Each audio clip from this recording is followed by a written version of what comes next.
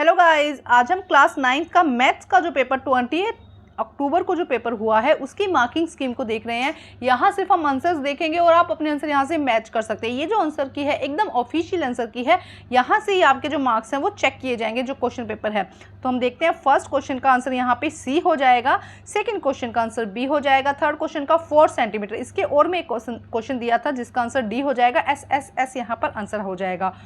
Fourth question में 5 answer हो जाएगा। सिक्स क्वेश्चन में एंगल 3 और एंगल 6 यहाँ पे आंसर हो जाएगा। 5 क्वेश्चन में भी ऑब्लिक दिया गया था, ऑप्शन दिया गया था, तो उसके सी में सप्लीमेंट्री यहाँ पर आंसर हो जाएगा।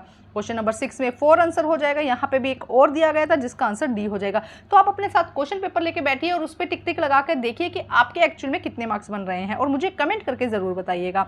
उसके बाद हम बात करते हैं सेवन्थ क्वेश्चन में SAS आंसर हो जाएगा। 8th क्वेश्चन में 37,500 और अगर इसका और देखते हैं तो 450 सेंटीमीटर इसका आंसर हो जाएगा। क्वेश्चन नंबर 9 का आंसर देखते हैं, डी 65 डिग्री इसका आंसर हो जाएगा।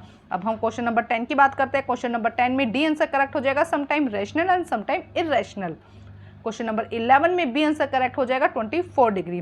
क्वेश्चन नंबर 12 में बी आंसर करेक्ट हो जाएगा 3.146 और अगर हम इसमें और की बात करते हैं तो ए आंसर यहाँ पे करेक्ट होगा √5 + 2। क्वेश्चन नंबर 13 की हम बात करते हैं। 13 के आंसर बी आंसर हो जाएगा 37 और 47। क्वेश्चन नंबर 14 में बी आंसर हो जाएगा 117 डिग्री। क्वेश्चन नंबर 15 में -3 और 10 यहाँ पे आंसर हो जाएगा। क्वेश्चन नंबर 16 में अगर -3 और 0 आंसर हो जाएगा। क्वेश्चन नंबर 16 में a की डिवाइडेड बाय 4 √4b a², ये आप चेक कर लीजिएगा, ये ए ऑप्शन यहाँ पे सही हो जाएगा। यहाँ मैंने सॉल्यूशन करके नहीं दिया, सिर्फ आपको आंसर्स बता रही हूँ।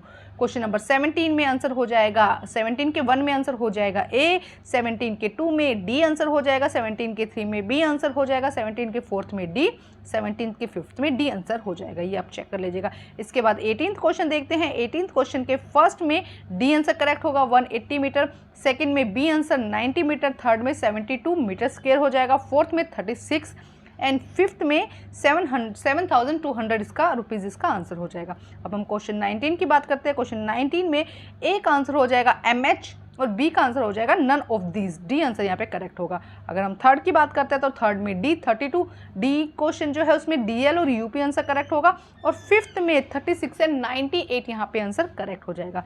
अब 20th क्वेश्चन की बात करते हैं तो 20th क्वेश्चन में फर्स्ट में बी 48 सेंटीमीटर स्क्वायर हो जाएगा, सेकेंड में डी आंसर 16 √3 हो जाएगा, थर्ड में 9 √3 हो जाएगा और फोर्थ में 48 + 15 √3 ये सेंटीमीटर स्क्वायर इसका आंसर हो जाएगा और फिफ्थ में बी 56 यहाँ पर आंसर हो जाएगा। तो अभी तक सारे क्वेश्चन ऑब्जेक्टिव टाइप थे। अब देखते हैं 21 में फर्स्ट जो क्वेश्चन है उसका आंसर 4 होगा, सेकंड का आंसर √3 डिवाइडेड बाय 4 x² हो जाएगा, थर्ड में 70 आंसर हो जाएगा और फोर्थ में 81 डिग्री हो जाएगा और फिफ्थ में इक्विलेटरल। नेक्स्ट देखते हैं हम ट्रू फॉल्स है यहाँ पर। फर्स्ट का ट्रू हो जाएगा, सेकंड का फॉल्स हो जाएगा, थर्ड का ट्रू, फोर्थ का ट्रू एंड फिफ्थ का फॉल्स हो जाएगा। उसके बाद अगर हम 23 की बात करते हैं तो any rational number line between 3 and 5, कोई भी जो परिमेय नंबर है 3 √3 और 5 के बीच में आएगा वो इसका आंसर हो जाएगा। अब यहाँ पे 24th क्वेश्चन आपको सोल्व करवा के दिखाया गया है, आप यहाँ से स्टेप बाय स्टेप मैच कर सकते हैं और अपना आंसर चेक कर सकते हैं। इसके और में एक क्वेश्चन दिया गया था जिसको हम सोल्व करके देखते हैं। तो देखो यहाँ पे अगर जब आप देखोगे तो इस तरह से अगर आपने सोल्व किया है, ये है 24th का और क्वेश्चन, तो आपका आंसर यहाँ पे करेक्ट हो जाएगा। अब 25th में यहाँ पे पूरा आप सॉल्यूशन देखते हैं, एक एक स्टेप आपको दिखाया गया है सॉल्यूशन में। अगर इस तरह से स्टेप बाय स्टेप आपने सॉल्यूशन लिखा है तो आपका आंसर 121 आता है तो आपका सही हो जाएगा। अगर आंसर में गड़बड़ है लेकिन आपने स्टेप लगभग ऐसे ही किए हैं तो भी आपका आंसर यहाँ पे सही माना जाएगा। इसके और का आंसर देख लेते हैं, और में सोल्व किया गया है, यहाँ पे 8 and 0 इसका आंसर आ जाएगा और इस तरह से अगर आपने पॉइंट करके लिखे हैं तो आपका आंसर यहाँ पे बिल्कुल करेक्ट हो जाएगा।